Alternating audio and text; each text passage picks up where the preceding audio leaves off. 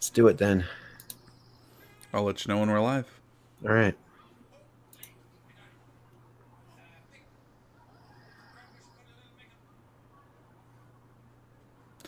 And we're live. Hi, everybody. Welcome to Heathen Talk episode 30, I believe.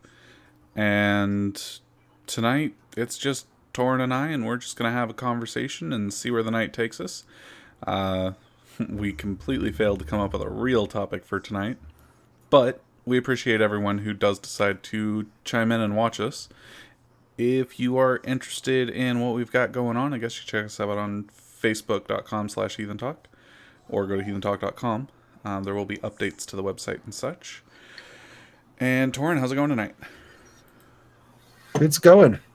I've got a child who sounds like she's chosen this moment to possibly start fussing at me, which means I'll have to drop out and for a minute because my wife is grocery shopping.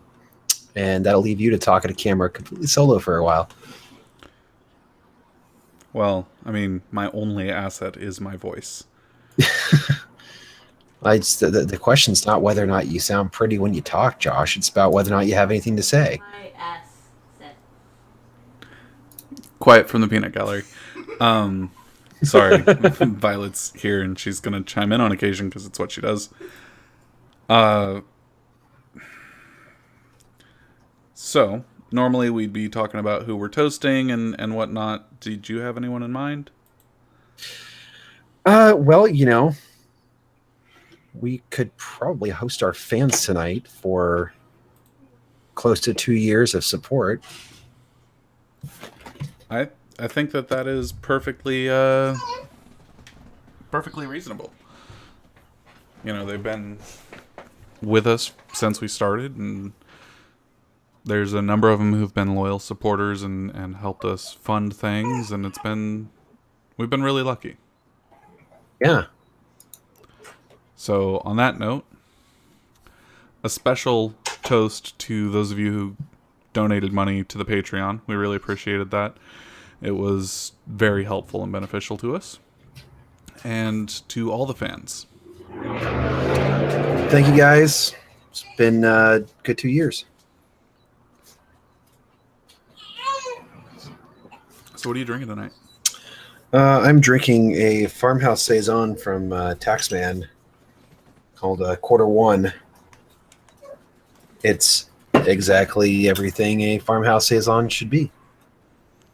It's nice and clean, a little lemony, slightly funky, but not much. A little fluffy on the mouthfeel, which isn't my favorite thing, but honestly, it's not bad. I'm enjoying it, and I suppose I will probably enjoy the entire rest of this bottle through the course of the show. I'm kind of sad I don't get to share that one. I know. It's one of those ones I've been holding back on, but I looked in there and I was looking at this coffee stout I was going to drink, but I thought, it's a really nice day out today. It's got this nice balmy, like 50 degrees, clear skies, white fluffy clouds and sun. That's the kind of day for a saison, not a stout. I am drinking the Zoetzer, which is, there's the camera. There it is. It's a Flemish red ale. Actually, it's a Flemish ale done in a Flanders red style. And it's delicious. Give me some tasting notes, because in theory we drank that at my house and it's not ringing a bell.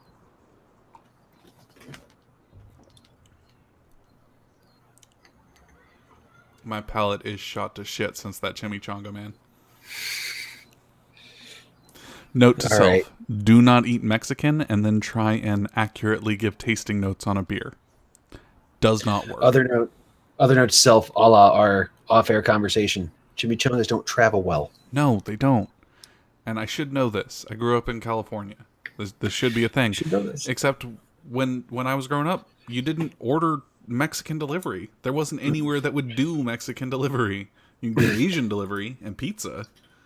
You know what travels well? You know what travels well, Josh? Tacos? Tacos travel well.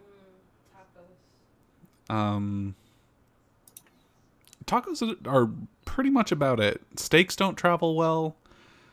Breakfast doesn't travel well. Like, I love the whole Prime Now delivery thing. It's really handy, but none of that shit travels well. Some of it does. Like Well, what? I mean, tacos, pretty much most Mexican travels well. Except Just for make sure it doesn't have any sort of a fried or crunchy aspect to it. I mean, if you order a chimichanga, it's not going to travel well. well, But, tortillas. burritos, tacos, they travel pretty Burritos well. travel well as long as they're not wet. Wet You know, burritos do even not travel. wet burritos travel just fine. You're just not getting the right No, they ones. get too doughy. Order from Gorditos. Ladies and gentlemen, this will now be the Seattle bitching about our delivery food hour. Bitching because we can literally get whatever we want delivered. So It's now we're true. going to complain about it. I haven't been to a grocery store in a month. Late stage capitalism for the win. So, I mean, depending on how many users or how many watchers we got right now, don't mind the screen.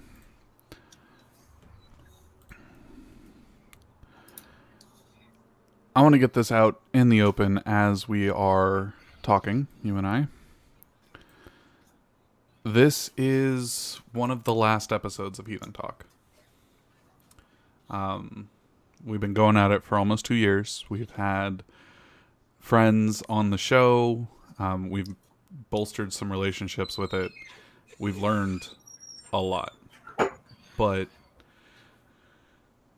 as far as I can see, it has kind of reached the end of its natural lifespan. And as much as we appreciate all of the fans and all of the support that you guys have given us, I don't think it would be fair to continue the show past the point where we can put out the same quality product that we both want to. All three of us want to, really. You will notice Lauren is not here. She is dealing with the fact that she's got a giant presentation. She said something like 20 CEOs or something like that. Yeah, 20 executives or something like that. Bunch of people. Yeah, something really important.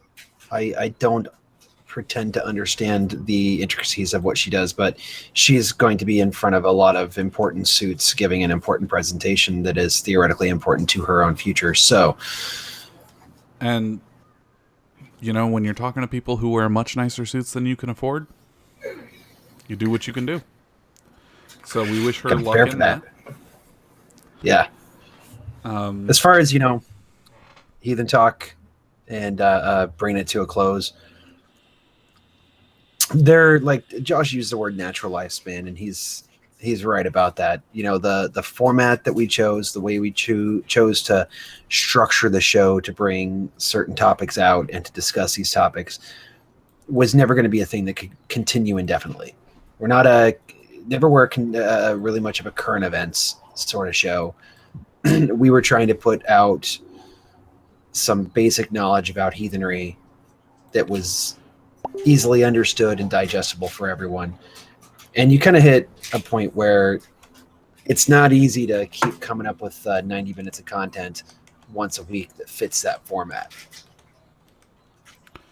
And I mean, we did a couple of things to try and salvage it with going to the once every 2 weeks, but frankly, as much as it pains me to say this, I've got too much going on. You've got your tribe. I'm working on joining said tribe.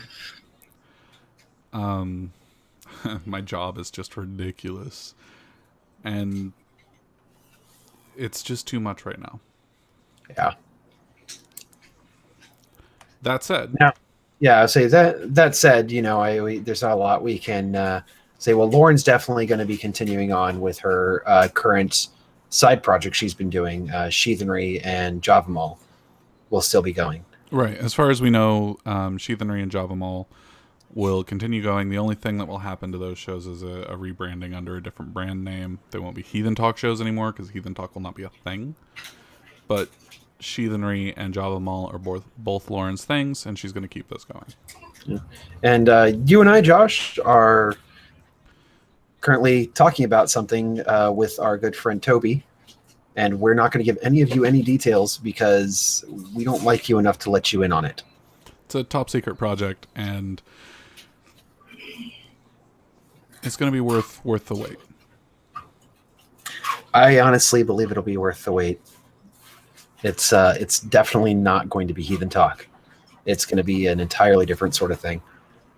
It is, and we're looking forward to it. I know Lauren is, I believe she's got a new blog up and everything, and like we're all making strides towards. You skipped ahead too quick. I was trying to think if I could come up with any other cryptic ways to talk about it that say absolutely nothing, just to tease people. It is.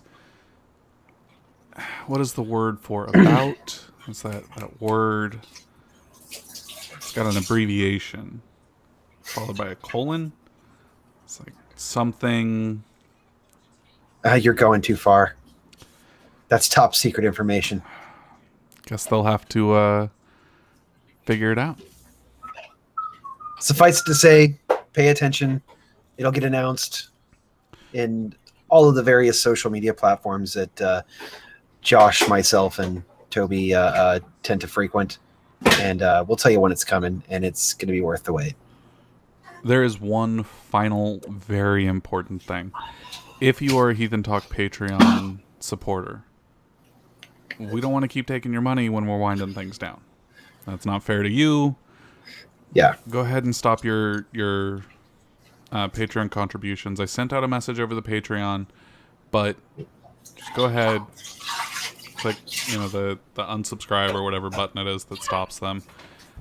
That Can way, we not just end it and boot them all? I think I'd have to delete the Patreon, and I didn't even see the option. I'm going to talk to Mark and see if he has any clues on how to make that happen. Maybe he'll figure it out. Long story short, we don't want your money anymore. Your money's no good here. That's right. From now on, you get it for free. And that said, tonight we were woefully unprepared, and so we're just going to shoot the shit. If you're listening to this and you want to get in on this, and you happen to know us on the Facebooks, which means you've probably been a past guest, shoot one of us a message. We'll see if we can fit you in. Yeah, I know. In theory, the whatchamacallit, the IRC is up and running. I'm in it, and Kevin is Robin signed. Right, yeah, Robin signed in briefly and gave us a message saying she was sorry she couldn't stay up and listen to us. Which, when you listen to this in recording, hi Robin. I really hope that little announcement doesn't blindside you too bad. We definitely appreciate your support over the last couple of years. I gotta say, getting to meet her at Cascadia Moot, and I mean, she's a kick in the pants. She's a blast. Yeah, no, she's pretty awesome. So what are we going to talk about tonight, Thorin? What strikes your fancy? I don't know, man. Like, I'm at this point where I'm kind of hoping that somebody's gonna, some of the people that I know are listening are gonna like ask us a question, but not like blindside us too hard with something that probably would have required reading. Unfortunately, most of the people that I know for a fact are listening are the type of people that read more than I do, and will probably hit me with questions I'm unprepared for. Well, that's okay. I mean, it's not like we haven't stuck our foot in our mouths before. Right? I mean, we could just pick some controversial topic to bitch about. Black IPAs, are they a thing? They are not a thing. There's a controversial topic for you. That is not a controversial topic. That's about calling that controversy is like calling global warming controversy. That the science is settled. There is no black IPA. Well, I mean, so how often do you have to call a thing before it becomes that thing? You can call it a thing all you want. It's never going to be a thing. You're literally into one of the Black IPA is a contradictory name, and I know that you're trying to use that for a really well-formed segue, and done on that. By the way, completely seat of my pants. This is no, that was a really well seat of your pants or not. That was a really nice segue because I know exactly where you're going with it. But I'm going to completely derail your segue just for a moment to tell you that Black IPA doesn't even make sense as a name because the P stands for pale.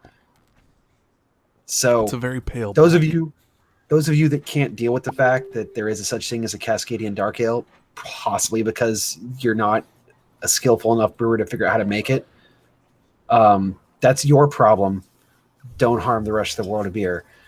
Now, let's all rewind about 15 seconds and pretend that I didn't rant about beer for a minute so that Josh's segue actually sounds like it came off as perfectly spontaneous and timely as it should have. Well, thank you for that. It does lead into the topic that you mentioned in the chat where we were talking about you're only doing it wrong if you're calling it heathenry. And correct me if I'm wrong, but I'm pretty sure where you were going with that was when you look at the divide that has sprung up between American ossature, which is apparently a distinction we have to make, and heathenry, the general divide comes down to you're not doing ossature wrong, you're just not doing heathenry. Right. Well, I mean, to make that distinction about, American ossature, it's because whenever you're having this argument about, there being a difference between ossature and heathenry, the first argument that usually comes up, one of the first arguments usually comes up is that, ossature is just a subcategory of heathenry.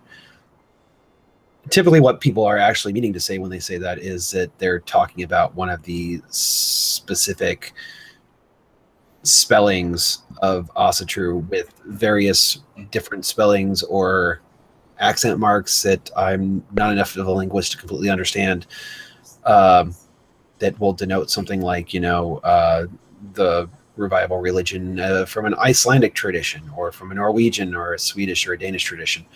What we're talking about is ASATRU, no accent marks, just ossature. An American invention, and it's not heathenry. Now, we definitely got our you can't deny that that's where we came from. No, I started there. I'm sure you started there. Yeah. I don't. And when I say that, when I say we, I mean heathenry as a whole. It's true. Kind of evolved out of it. Well, the split was bound to happen the second somebody started calling it reconstruction. Right. Because that takes you out of the realm of feelings. Once you start trying to reconstruct something, you are using methods that do not play well with how you feel about things. And so there was bound to be a split somewhere where you had people who were doing what felt right versus people who were trying to figure out what was right, regardless of how it felt to do it. Right. And you start getting into some pretty, upscale religious terminology at that point, internalized religion versus externalized religion, ritualized, de-ritualized. And this one's for you, Toby. The tribal intersubjective. All of these are things that, despite the fact that we have another hour to fill, I'm not going to try to explain right now. It's one of those books that you probably shouldn't read. You probably shouldn't read. I'm not even going to say the title of it on air.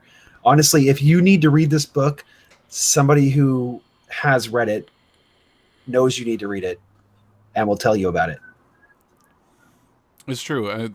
And it's one of those things where you start working on this division of labor within heathenry that's really kind of interesting, because you have people who can do the heavy reading, right? Where you're not only going to heathen sources, you're going to sources outside of heathenry, general theology sources. Yeah. And you're absorbing that information. You're stepping back, absorbing the information, and then looking at your heathenry and seeing if and or where that needs to change based on this new set of information.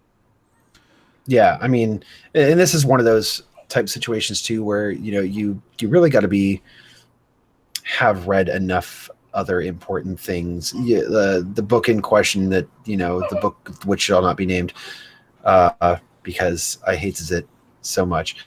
Only about maybe 10 to 15% of it is actually directly applicable to heathenry. 85% of it, that 10 to 15% doesn't really make much sense. Yeah. So, did you get your copy, by the way, Josh? I have my copy. I haven't cracked it yet. Okay, because I really want to lap up your delicious pain as you're reading it, because I know it's going to be there. I read that shit for fun. I used to say that. Then I read And then I this. became a heathen. No, and then I read this book. That's where it stopped being fun and started being fuck me. But on that vein, right?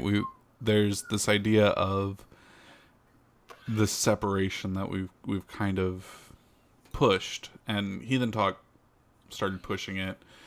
Toby started pushing it, and I've seen it pushed elsewhere. Oddly enough, the only places that seem to reject that separation are the big Asatru groups. Like I'm pretty sure TAC rejects that separation. Yeah, And I'm pretty sure they do. This is complete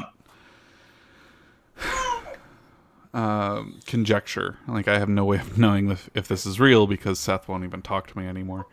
I got banned from their Facebook group before I even tried to look at it. I shot him a message when the whole open halls thing went down, and as soon as he received my message and saw that I was asking for a statement, he he went unavailable. It was really kind of funny. Yeah. But well, the whole thing about it really being a one-sided this is a contested divorce. One side doesn't believe there should be a divorce here, as we were describing, and I'm trying to be nice, but I think I don't think it really can, is most of the people who are refusing to acknowledge the concept of a separation being a needful thing are people who are trying to ride heathenry's, quote unquote legitimacy. That's kind of where I was going with it. I was wondering if it had to do with the fact that heathenry is putting in all this research and literally putting in hours and hours of work. Whether you're a Theodsman who, I mean, let's face it, as far as heathenry goes, they are the academic hub. That is where 9/10 of the academic work is coming out of, is the Theodish groups, and we respect the hell out of them for it. But even down into groups like yours, where we're not Theodish, but we've been putting in the work and we've been reading the books, and we have friends who are pushing us more and more into that realm. It's a lot of work, and it's almost like they want to share in the ownership without sharing in the labor. Right. This is going to be a fun one, guys. Just the two of us. It is, and we're just going to ramble all over the damn place. Hey, we did get a question over on the YouTube. What's the question? Which, for anybody that asks questions over there and has noticed in the past that I never actually reply to them. I think Lauren sometimes did, but I never do. It's because I can't be bothered to sign into my YouTube account, so I can't. Anyways, Infamous Troll asks, the infamous cabal of trolls, are they a real thing or just a figment of someone's deluded mind? The Illuminati does not exist. The Heathenati does not exist. Well, that's more accurate than the Illuminati. The Illuminati, at least at one point, did exist. Right. The Heathenati has never existed. Well, I guess this whole thing really depends on how you define troll. If you define troll as somebody who refuses to validate your bullshit and will call you on it, and when they see you poisoning the greater concept of heathenry in a public fashion, will track you down and call you on it in every aspect that they see it in. If that's your idea of a troll, then yeah, sure, I guess the infamous cabal of trolls does exist. But if your idea of a troll is what everybody else's is, that trolls are just people who cause trouble on the internet for kicks, then no, there's no cabal of trolls. There's just a bunch of really individual ones. Yeah, and we do have our share of trolls. They are out there. But anyone who has had any experience with the internet knows that trolls do not play well with others. A cabal would just not work. Right? It would just descend into, I want to see this now. I'm sorry, I was trying to come up with a clever way to talk about what that would look like, and all of a sudden my brain took the picture, and now I want to see it. I want to get all of the greatest trolls on the internet into the same chat room and watch it implode. That happened. It was called Anonymous. Yeah. Anyhow, so I do want to answer River's question she asked on the YouTube. I don't know if the website will stay up indefinitely. I know that it will stay up for a while, and as far as the shows, they will always remain on YouTube. There is free that to watch. And frankly, I don't care if you download the audio and put it on your own, channels and mirror stuff. Do what you want to do. Just make sure that you're not, chopping the shit out of it. Yeah, don't edit it, and do us a favor, and probably shouldn't monetize it. No, not unless you want to give us a cut. Shit move. Yeah, I mean, not unless we're getting a cut. At least 70-30, and that's a shit deal for you, so you might as well not even bother. I mean, because you're going to get 70-30, you're going to get what, like 45 cents? And then have to split it? Yeah, it's just a shit move. But this was not a profitable show, ladies and gentlemen. If you guys do want to share it and keep track of it, by all means, do. Put it out there. There were some good episodes. There were some that I definitely don't want to see die. Shows. Oh, we had our share of shit shows, and you guys can feel free to let those die an ignoble death if you want to. The thing I love about the shit shows, right? We have some of the best friends and fans. I'll say on the internet, but in reality, just in the heathen internet. Because when we did shit shows, we were told they were shit shows. Like, we've done shows and I've gotten a message like 5 minutes after it ended that was, "The hell were you thinking? That was terrible." And then we've done other shows where we thought it was bad, and everybody loved it. Everybody loved the weird episode. Which is odd, because that was just a bad episode. That was an absolute train wreck. I know on one of our most recent shit episodes, I'm not going to mention which episode it was, but it was a pretty terrible one. I actually had a couple of our listeners off to the side turn it into a drinking game for us. Sadly, they're no longer with us. Liver damage is just a killer. That alcohol poisoning, man. If you'd like to donate to the GoFundMe for the victims of the Heathen Talk drinking game, you can find that link nowhere, because we don't care. Yeah. So, we were talking about the book earlier. I'm just going to call it the book from now on. Imagine capital letters. It was traumatizing. Completely worth it, but traumatizing. We were talking about how not everybody should read it, because this brings me into a topic that we should cover for a little while, because we're not going to get a chance to do a full episode on it. Is the idea of a priest class within heathenry.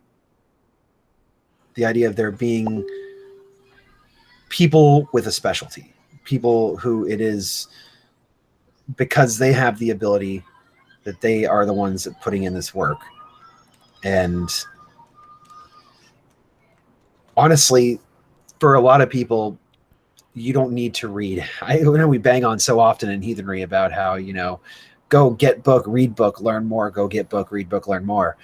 Not everybody needs to read half of the material that's getting read by these people. We talk about basic texts all the time. We Are Our Deeds, Culture of the Teutons, things like that. I'm not talking about those books. I'm talking about these academic papers that, to be honest with you, most of us don't have the academic chops to parse through and get what we need to get out of them. I mean, hell, the book is something that is meant for, people who have an education. I have an education in that realm. And even I found it hard to parse just because I've been so out of practice with reading that sort of pure academic work. And the fact is that when you're trying to get into subject matter that is beyond where you are, it can be as damaging as it is helpful. Well, I mean, you don't start out in, calculus 2. You need to learn your basic arithmetic before you start, trying to solve the mysteries of the universe. And, some of us will never go on to calculus 2. I certainly didn't. So you mentioned the priest class, and this is something that when I first came to heathenry, to Asatru, the thing I noticed most was that everybody was a priest of something to someone somewhere. And there was just a dearth of people claiming to be part of this priest class. But these same people had really no clue what they were doing. And I mean, right. I don't have an anthropology background. I studied ministry in college, specifically youth ministry. And so I have a light theology background. And I'm looking at some of these people who are claiming to be priests, and I'm like, you're just a homeless dude who wanders from town to town preaching the good word of Odin. And that's not what we're talking about. The intercessor, the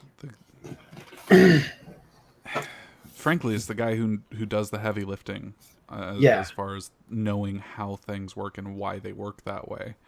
And it's part of the division of labor that's starting to happen within heathenry.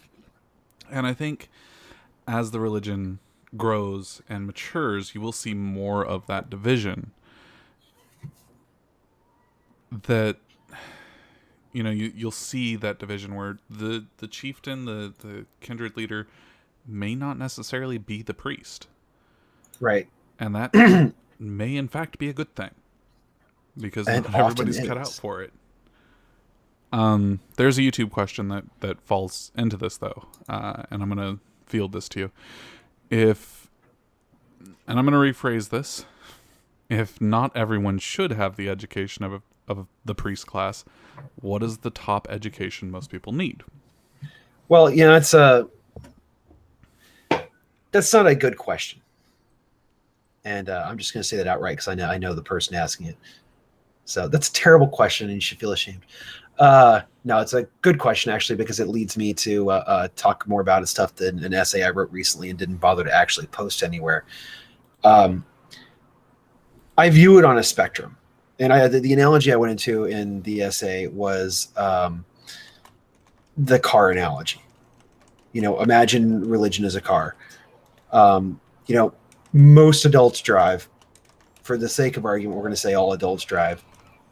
And you're going to find everyone on the spectrum, from somebody who knows how to turn the car on and knows that one pedal is go and one pedal is not go, but couldn't even begin to explain the basics of how anything works, all the way up to a guy who, given a stock of metal, a CAD program, and a CNC machine, could turn you out a car.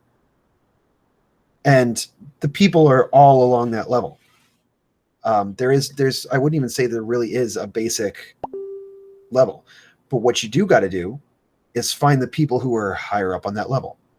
Find the mechanic, find the engineer, listen to them, because they're the ones that have put in all the work, gotten the education, and know what the hell they're talking about. They're the ones that, if something needs to be changed, something needs to be altered in the overall design, they're going to be the ones that have enough information to figure out how it should be changed or what it is that should be changed. Most of us can get by with just being able to put gas in it and get to where we're going, as long as when it starts to break down, we have that mechanic to go to. And I guess in this analogy, the car breaking down means it's time for some sort of ritual, or you have a religiously motivated question. I didn't think it through all the way. So, I'll stay on the car track with you, and I'll fall back on an analogy I gave earlier today. Sweet. Let's stretch this until it breaks. I would say that the base level of knowledge that someone needs to know is that, and to stretch this analogy as far as it'll go, a car without a roof is a convertible. A car without an engine is a lawn ornament. Right. There's your base knowledge. Everybody needs to be at least there. Yeah. No, I can give you that. You need to at least have a car. And honestly, when it's time, actually, this is a great way to continue to extend this analogy, and I don't think it's going to break quite yet, is so, you're going to go buy a car. Tonight on Heathen Talk, murdering analogies. Really, the goal with any analogy is to just keep stretching it and stretching it and stretching it until you find its breaking point, because you can't know how useful it is until you destruction test it. If you're going to buy a new car and you are a mechanic and you know about cars, then that's great. But what if you don't? You take the car to a mechanic. The mechanic tells you whether or not it's actually a car, or is it Josh's lawn ornament? Or did it become a lawn ornament? Yeah, did it just break down over time because it was a really old model that was driven like they stole it? Because they did. So there's actually a second part to that question, and again, I think it's a good one, and I think it's going to take us out of the stupid analogy. That's right, I just called your analogy stupid. But it hasn't broken, so take that. So if the base is you have to know whether or not what you're doing is heathen, and we'll borrow Brian's 80-15-5 or whatever it is, right? Mm-hmm. At what point should the 80 stop before they start damaging themselves? Well, to be honest with you, and in some circles this is going to be an unpopular opinion, but sometimes they don't need to start. There are some people that the things that we consider core reading, that it's still going to be over their heads, and they're not going to get it, and it's going to muddy the waters. And for those people, there are really two options.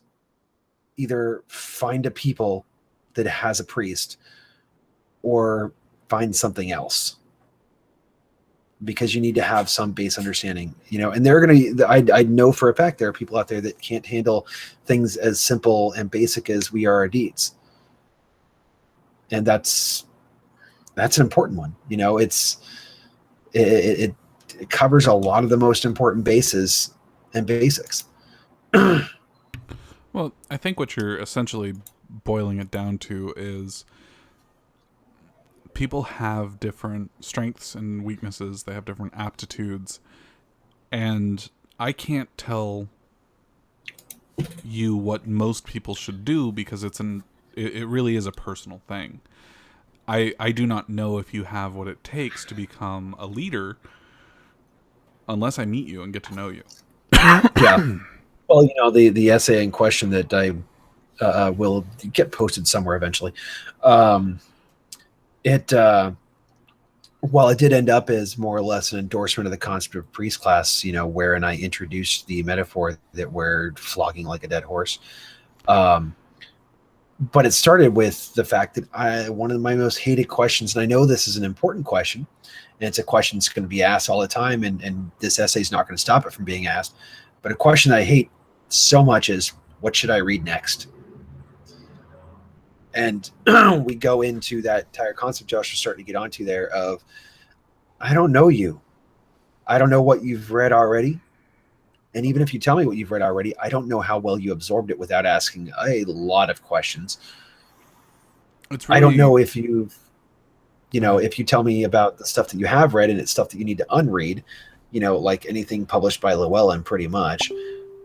Or if you read something that you didn't have the basis to understand yet. You read book B without reading book A first, and now I have to tell you, go read book A and then read book B again.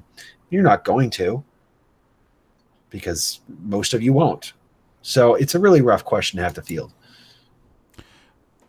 and it's one of those things where this is part of the reason, and I have friends who, I have good friends who disagree with me on this, but this is part of the reason that heathenry is a communal religion, because you can't, not everyone is set up to be their own priest. It just doesn't work that way. And if you don't have the aptitude for it, you're just going to hurt yourself. Not necessarily physically, unless, you're blooding runes on a faux lamb skin in a cave somewhere. That was a special video. It really was. I didn't even watch the whole thing. I couldn't. I really couldn't. Aspirin's a special sort. I'm going to drop the first F-bomb of the day. When that got shared, I told Toby, I was like, I can't tell if he's being ridden or he's just getting fucked. It was bad. That was our second one, by the way. So we've hit rated R. Oh, one more and we're NC-17. Yeah, sounds about right. What are they going to do? Cancel us? Snap. So, some people shouldn't even start if they don't have somebody to guide them. And to be honest with you, nobody should start without at least somebody to guide them, even if it's just a bunch of people who know their shit that, hang out on the internet and sometimes bloat. At least listen to them until you can get your feet under you. You can't do this completely solo. And not everybody is a priest. That actually goes back a little bit to tying into that entire concept of divorcing ourselves from heathenry. Also because, true, sorry. Thank you. It's been a long, long week. The whole comes to divorcing us because it comes from a tradition that did originally, and I know that they don't necessarily say these things now, at least not all of them, a lot of them do, but an idea where, every man's a priest. And it ultimately goes because it's a highly internalized religion, where you kind of have to be. It's a subjective religion. It's about the feels, and heathenry isn't that. You can't do it on your own. So, and when I say you can't do it on your own, I'm not talking about, solitary heathens that have groups of people they talk to and learn from. I'm talking about people who don't even bother to do that. There's a follow-up question to that. Okay. And this comes from the IRC, which, yes, is still a thing. And yes, I know that all the cool kids are using Discord now. Get over it. Would you say that all priests must belong to a tribe? If you don't, who are you a priest for? That pretty much sums up the question. Like, it's kind of like when somebody tells me they're a Goth. Needs someone to intercede for. Right. Somebody says they're a Gothi. Cool. Who's your tribe? It's priest by any other name. It serves no point if you're by yourself. Yeah, pretty much. I got nothing to add to that. I suppose I could have made that wordier. Could have killed some time. Well, I mean, it is almost 8, and we did start a little late. Yeah. So while we wait for our fans to provide us more talking points, as far as this idea of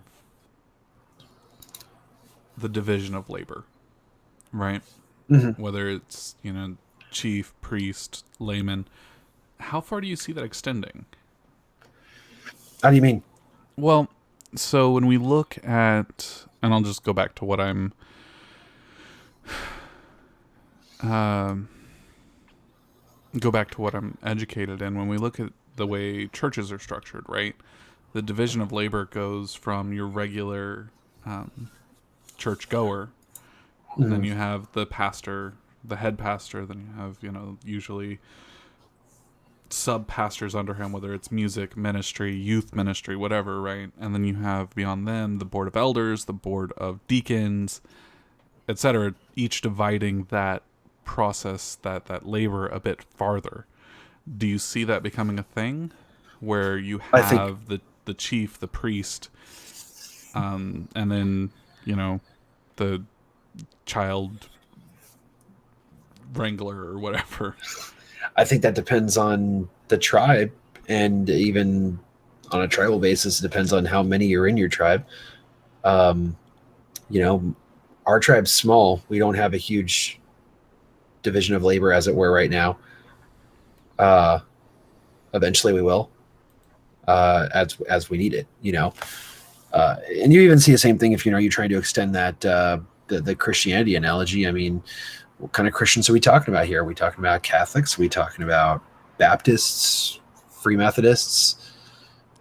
You know, I, I went to a Free Methodist church in high school, and we didn't have a huge amount of division of labor there. I mean, we had our pastor, and I think we had some guys that they called deacons, but I don't think most other churches with deacons I've gone to would have recognized them as such. They didn't do a lot. deacons never do a whole lot in most churches I've been to.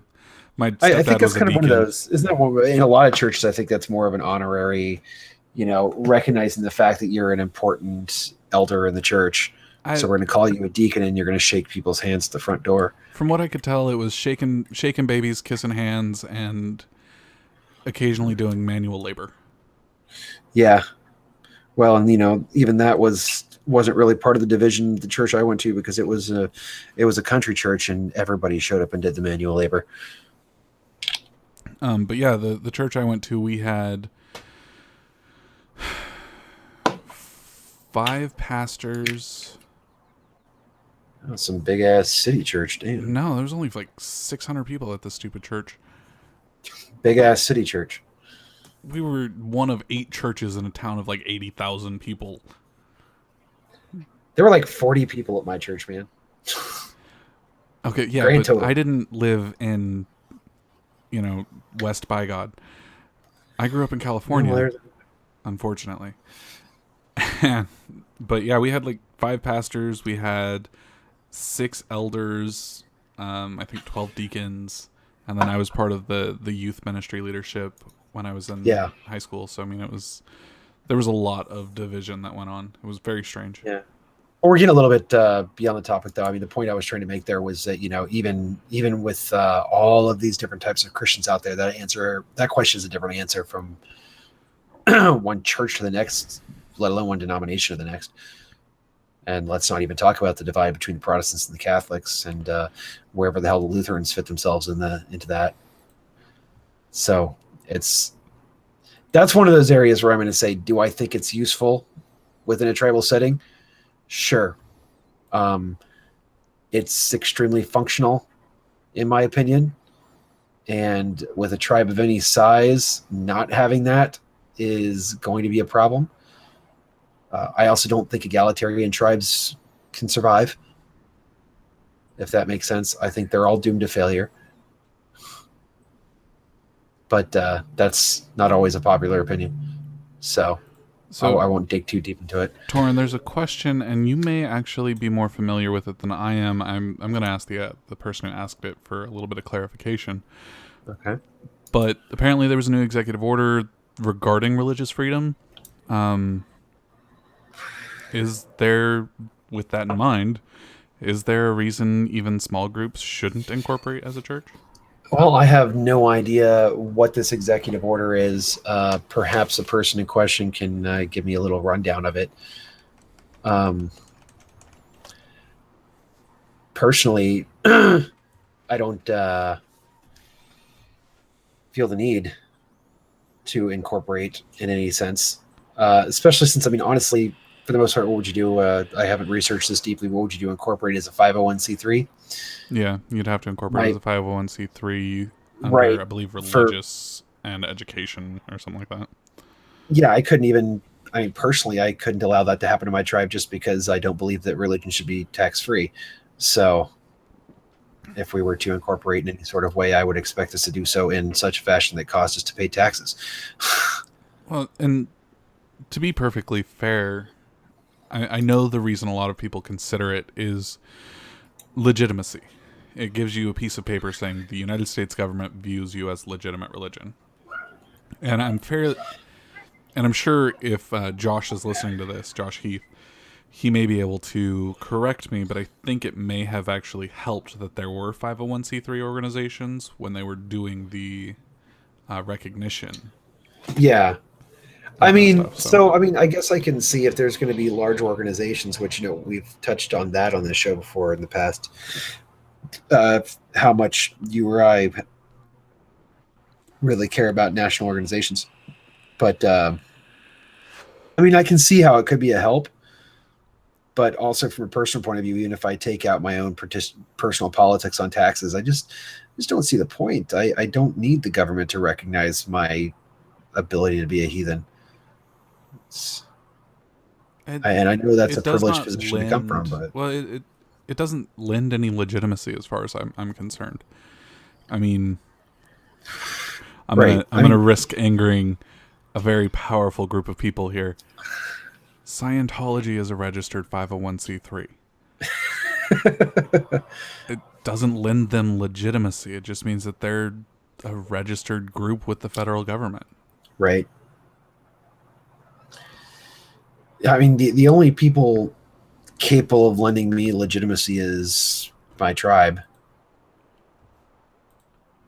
Yeah. And I measure that in the concept of worth. Possibly you could extend it outside of my tribe if we're talking reputation. Um, but for the most part, even that matters less than the worth granted by my tribe. So, and certainly a whole bunch of, you know, suits in the government matter even less than any of that could possibly mean to me. Basically, seeking legitimacy from a source outside of your people is sketchy. Seeking legitimacy from a source outside of not only your people, but your entire community.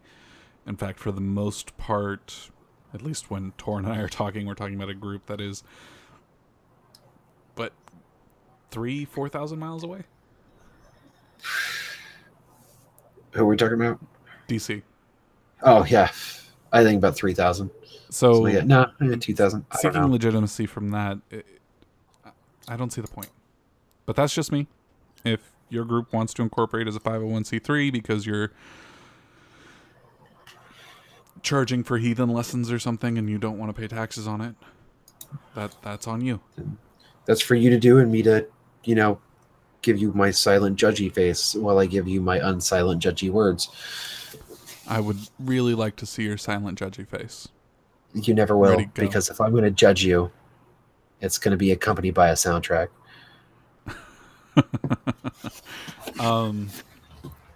Because you deserve it, Josh. You deserve the full weight of Would my you say judginess. I'm worth it? No, not yet. I tried.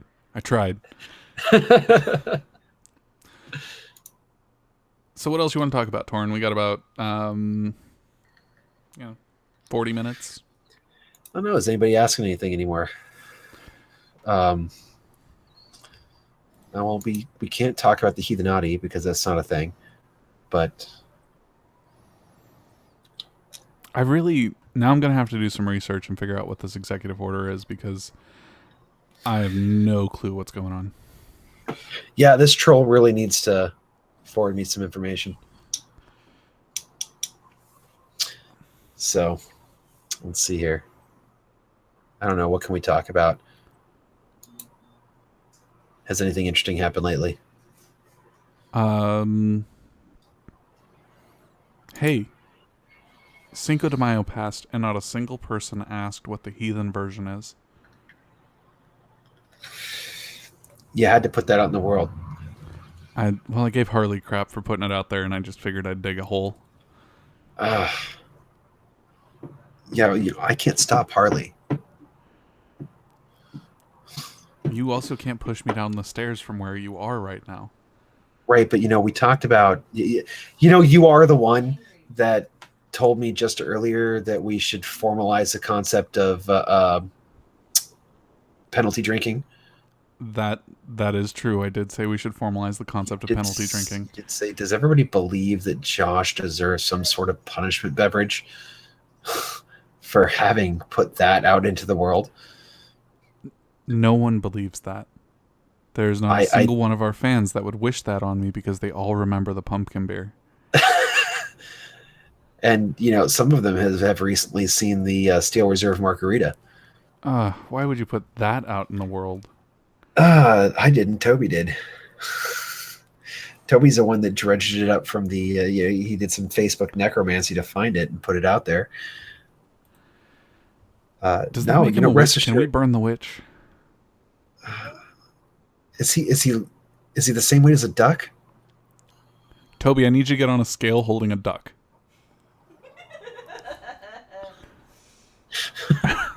I don't know if that'll work or not, but I need this picture in my mind. He weighs himself holding the duck, and then he puts the duck down and just weighs himself. And then if those numbers match, cuts in half, right? Right, and then if those two numbers match, then yeah, he cuts in half. I see what you're saying. Somebody get me one of those foie gras ducks. They're hefty. Maybe it'll work. Yeah, I don't know, man. We might just want to burn and be safe.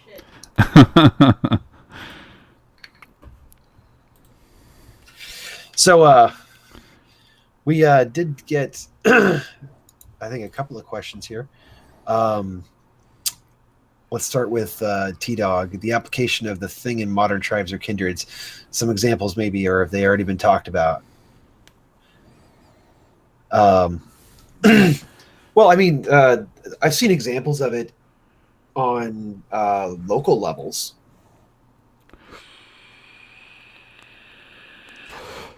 I've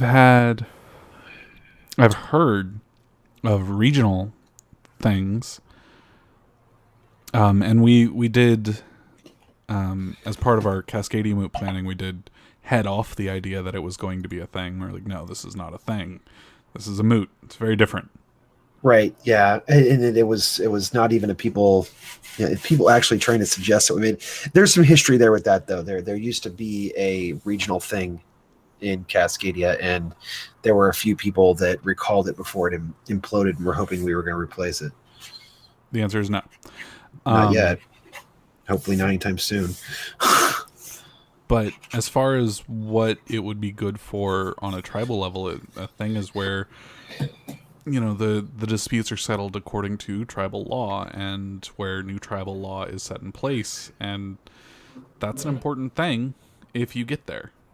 Yeah. You may not ever get to that point. As far as I can tell, it's going to be a lot like the 501c3 thing, where it's going to be a matter of size.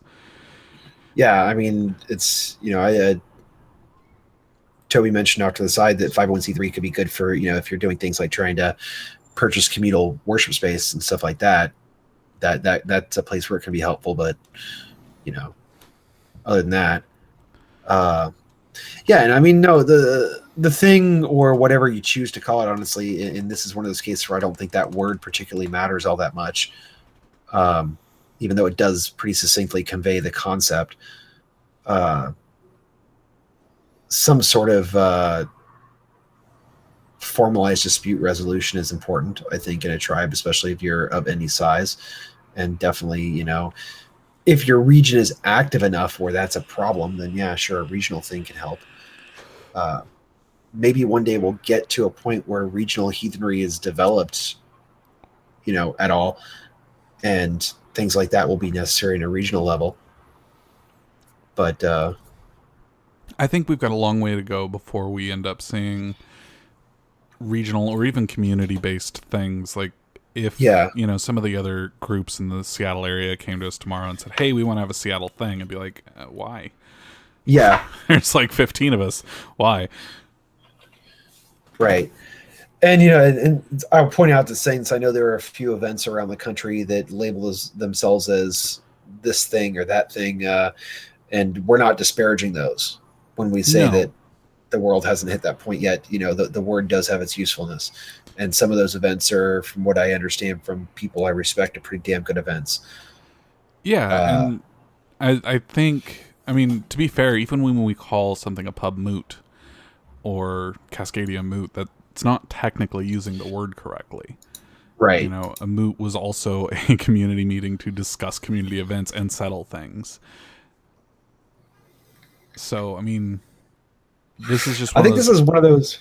It's one of those examples of a place where, uh, um, let's call it, to bleed into another question that we're going to get to next. This is a place where people were trying to force the issue of liturgical language once upon a time, and in order to do so, they picked some archaic words that sounded pretty close to what they wanted to accomplish and went with it. People have their moots, and they are, in fact, gatherings of people where things get discussed. So it was pretty close, and it's one of those things that just kind of stuck in the language in a lot of places. It did, Uh, and I think that even in today's world, having that differentiation between moot and thing is important, just as the differentiation between feigning and bloat is important. right, because we Um, did get that question. That was the next question we were going to segue into, was our thoughts on the necessity of liturgical language. Like you were just saying, why words like thrall or using bloat or feigning matter. And in this case, we were talking about thing and moot. Uh, so I mentioned earlier, I said that I saw it as a case of a proto attempt at liturgical language when mhm. things like moot kind of bled their way into the cultural landscape of Asatru and later heathenry. Um, but it's not without its function. Even though we're not using it 100% the way it was historically. Um, you know, our tribe, Stone Shore, we've got a monthly pub moot that we do. We could call it a pub meeting. We could call it a pub get together. We could call it people show up, bar, drink, and shoot the shit. But calling it a pub moot specifically does get across the meaning to anybody paying attention that this isn't just a bunch of normal people drinking. This is, a religiously motivated gathering. Right, and oftentimes I think the crux of the question is really getting at why we use the words, and liturgical language sets the tone and gives us the ability to separate ourselves a little bit. So you have, for instance, if we're using bloat versus feigning, right? You can judge a group. You can judge where they're at based on what they're calling what they're doing. Right. If you're using the word bloat and you're offering hops and grain, well, then you're using the word wrong. Words mean Right. things, Words do mean things, and which is one of the reasons liturgical language is important. right, and setting yourself up for that sets you up for success. It allows you to communicate more clearly. It's the same reason you use language in general. It's all about Well, communicating and using things in a way that will be better understood by the core audience. right. And, the other thing that's important about liturgical language is that language evolves, language changes. In fact, when we see conversations coming up about these words, I've seen, in fact, this very argument pop up in conversations about using bloat when there's no blood sacrifice involved, is people will talk about how language evolves, it moves on, it changes, and you're right, it does, and it does so rather rapidly. Um, However, liturgical language is historically slow to change, even when the language around it is changing. Even words that cross the barrier between the liturgical language and the common language will not change at the same time. In fact, they'll diverge in their meaning. You can have a word in the common parlance that means one thing, and that same word in liturgical language will mean another. Because liturgical language, at its core, it's the specialist language It's for the religion. jargon. It's the jargon. It's the tech speak for religion.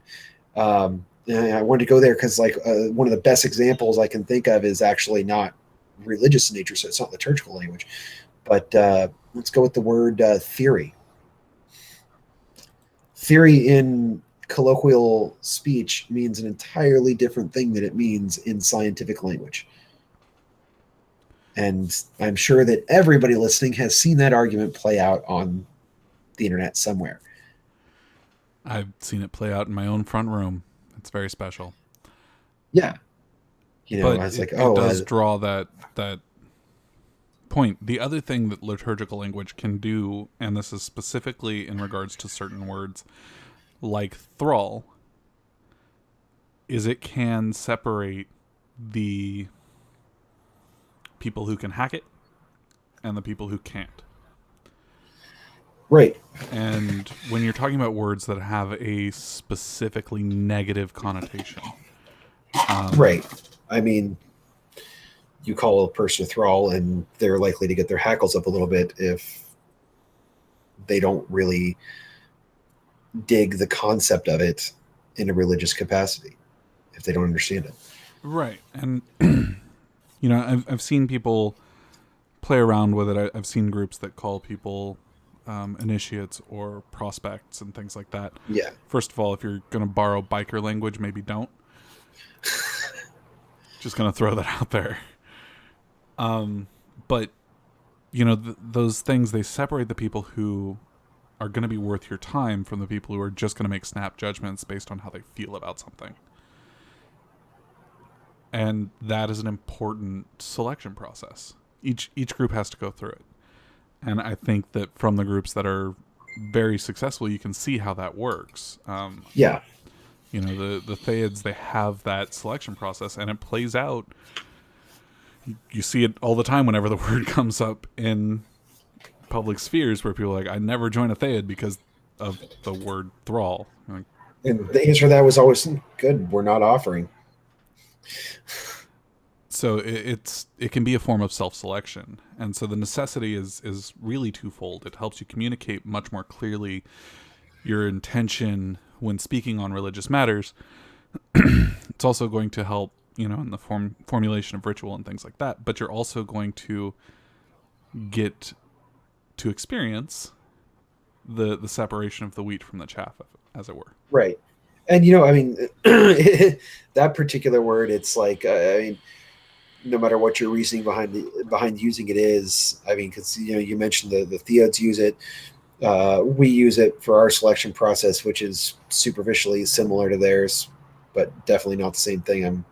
From what I know of it, it's still a weeding out process, and it can also often give you a good idea of how that person thinks.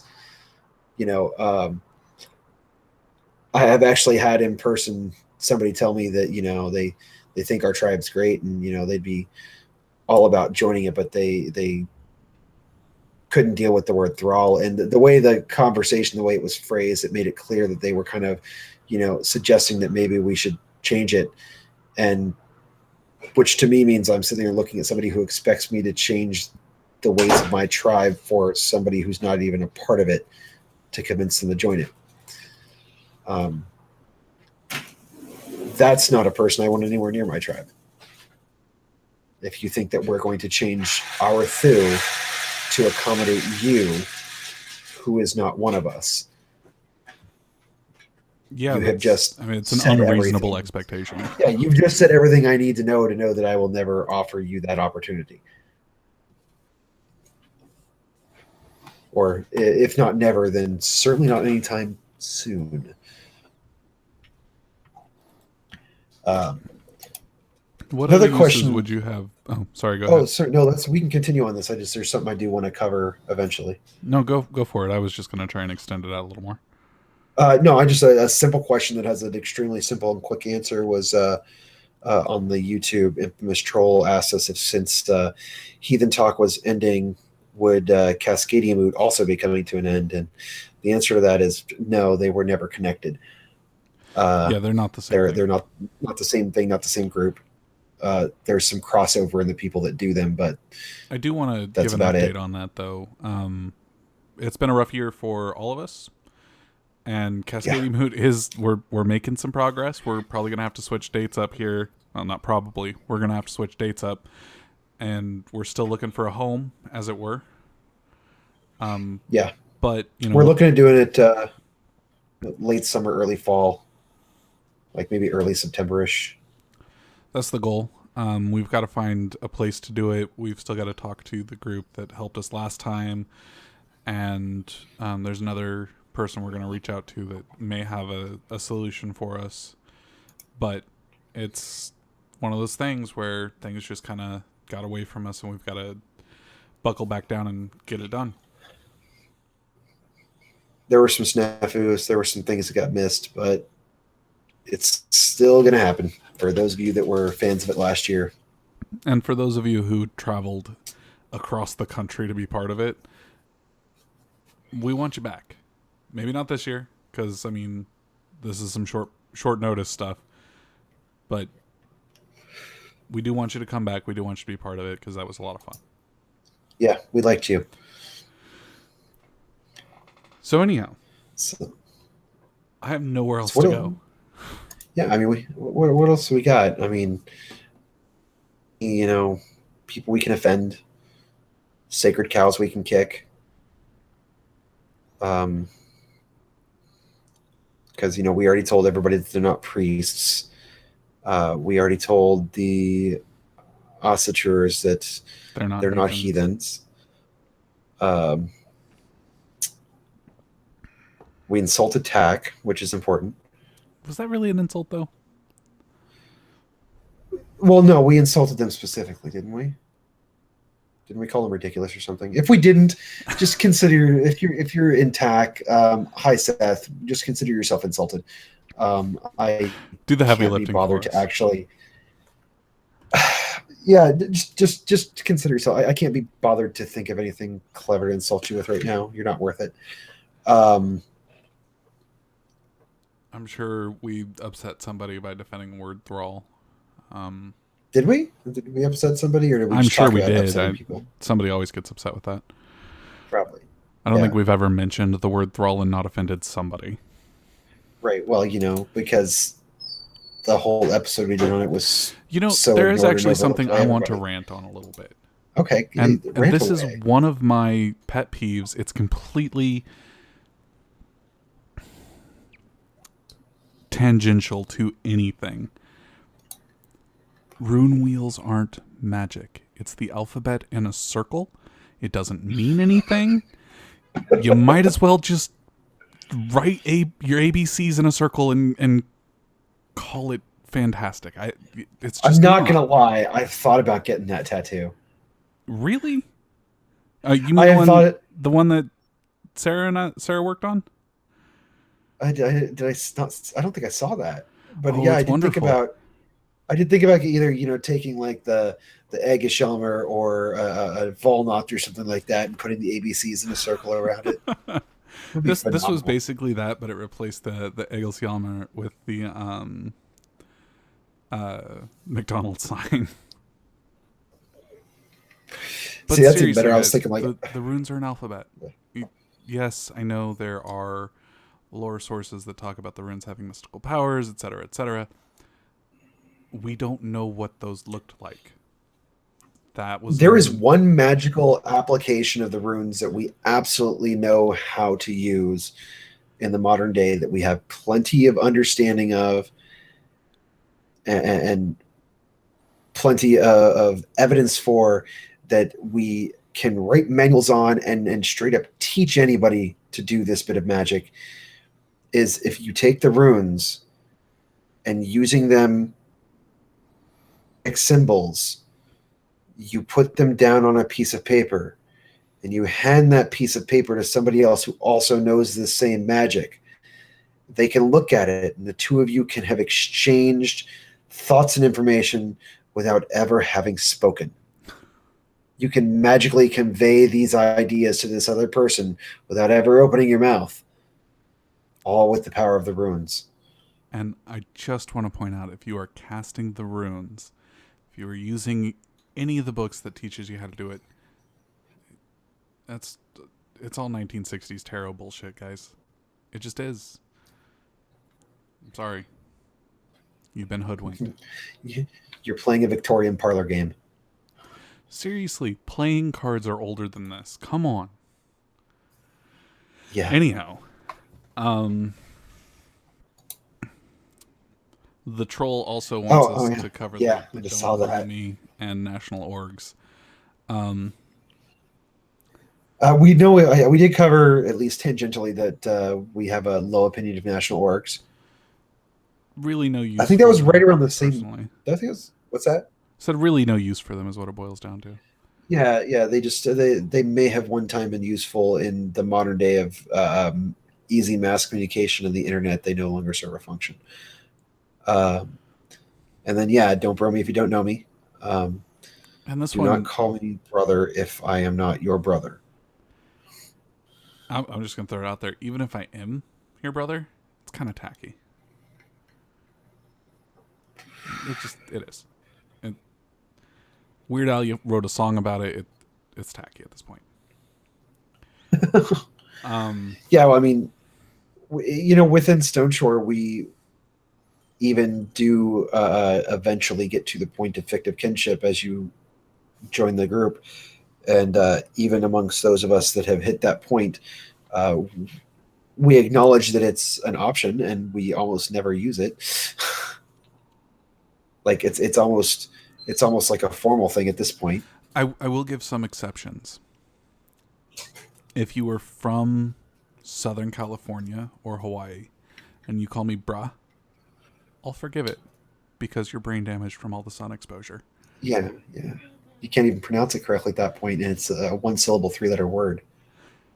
And if you're from, Great Britain and you call me bruv, I'll forgive you because your accent is adorable.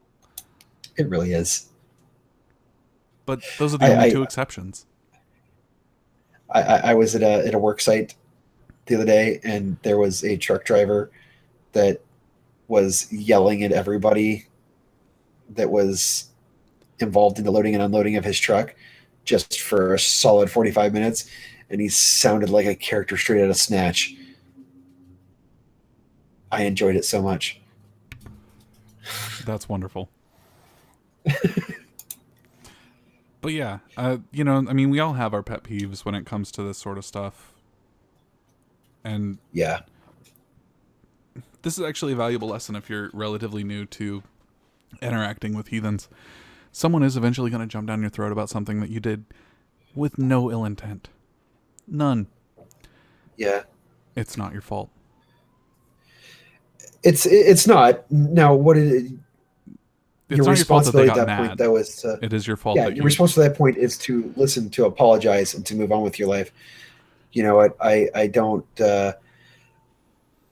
If I were to go to certain Middle Eastern countries, for example, and cross one leg up on top of the other, if there's a guy sitting to my left or my right, there's a good chance that I'm going to offend the crap out of him, and I'm going to get told about it because I just showed the sole of my shoe to somebody. That's an insult in certain areas. And my response to that isn't to sit there. Right. My response to that is to apologize, put my damn foot down, and move on.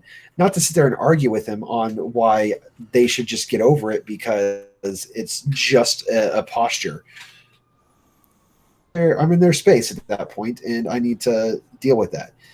The same thing goes with you walk a heathen space and you start broing people, and somebody tells you, don't bro me if you don't know me. That's assumed kinship. Don't fucking argue about it. Move on with your life. Yeah. There's culture at work here. So we've got You're roughly serving 10 nothing minutes with it. left. Yeah. And I want to Okay. take all 10 minutes to answer this question. Well, we got to save time to pick up the Patreon. Oh, wait. Yeah. Never Stop mind. it. Do you suspect that heathenry will survive robustly into the next generation? When we're dead, will the heathen babies keep heathening? I think so. I think that Here's what I think. kind of a tail end of a dangerous area. This is what I think. Be I honestly Let's see. think that the next generation is the litmus test. It is the test that tells us whether what we've done, what we've built, truly has any worth. Because if it does, it'll continue. Otherwise, if they don't see the worth or the value in what we've done, why would they keep doing it? I think of the most dangerous time for it. We're kind of hitting a point where we're starting to get a high enough population of heathens, high enough level of tradition, practice, and legitimacy, and recognize that it's not going to be the type of thing that children automatically look at and think of it as some weird thing their parents did. Beyond that, it still has to pass the litmus of, does it have any worth, that Josh was talking about. So I think there's a good chance that we're robust enough to survive through the next generation. And if we can get through the one after that, we're golden. I think the next generation, if I'm speaking realistically, I think the next generation is going to have two primary effects, right? As we age, and the person who asked this, I mean, they have a child, you have a child. Someday I will have a child. As we age and grow into this, I think we'll start to see, especially as we step down from leadership roles, groups will fall by the wayside and some will just get stronger. And the groups that get stronger are going to be the ones that are prepared for that, the ones that have taken the time to shore up their luck and to build something that will stand. The ones that fall will be the ones that are just kind of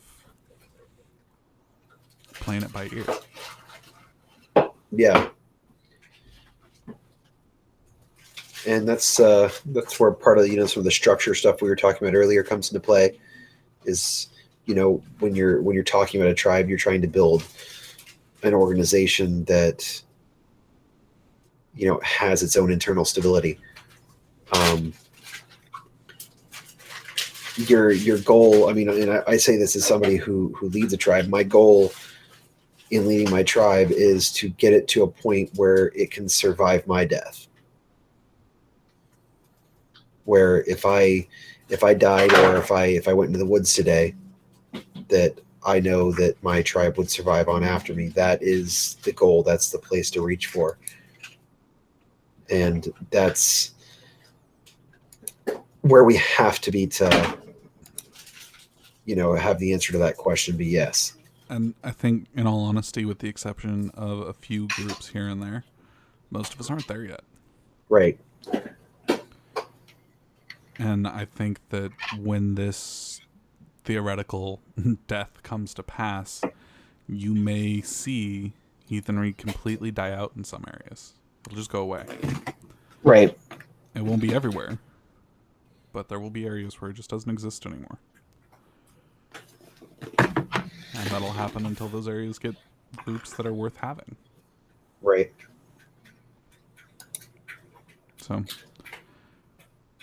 So, do we have anything else to cover?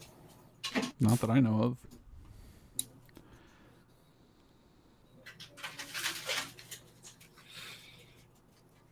Well, we're not trying to get you to give us money anymore, and At this point, like us or I don't mean, on I Facebook. suppose if you really, yeah, I suppose if you want to get one while there's still time, there's still the T-shirts and stuff. Can get the T-chip or whatever we're using to drop the price down to cost, because I really don't want to keep taking anybody's money on this if people do decide to buy something. At this point, I mean, if you buy a T-shirt, thanks for the extra cash. I don't know how to work the T-chip to drop it down. If we can, I mean, if we can, we can. If not, but if T-shirts are something Honestly, you're interested in, if you want to see more Heathen T-shirts, shoot us a message. Maybe it'll be something we kind of set up as a side thing. yeah. I mean, honestly, at this point, if you buy a Heathen Talk T-shirt, you're just being a hipster. It's true. Well, I mean, are you a hipster if you do it after it was cool? Like Was after it it ever stopped cool? being cool? Wait, did it ever start being cool? I don't know. Toby, you're the hipster. Tell us, were we ever cool? Yeah, that's this is the question. Maybe we can do an hour and a half next week on whether or not we were ever cool. and someone will come up with a mathematical equation to prove that we weren't. They'll probably be right. All right, it's 8:35. I appreciate the hell out of all of you. Please go cancel your Patreon subscriptions. It would be really helpful to me. know that we've been telling you for almost 2 years now, but please stop giving us money. I mean, We if you want to send me don't. money, shoot me a private message. I'll give you my address. I'm not above taking your money just for the hell of it. It's a I really mean, if bad you just investment. one-on-one, It's a terrible investment. Don't do it. But do it. no, I'll tell you what. If any one of you decide you want to give Josh or myself money, I personal guarantee that the money you give us will be spent on Beer and gadgets. Curious. Educational materials, Josh. Beer is educational. You buy. I will make you buy books with it. All right, guys. Hell, As okay. always, you're not the boss of me.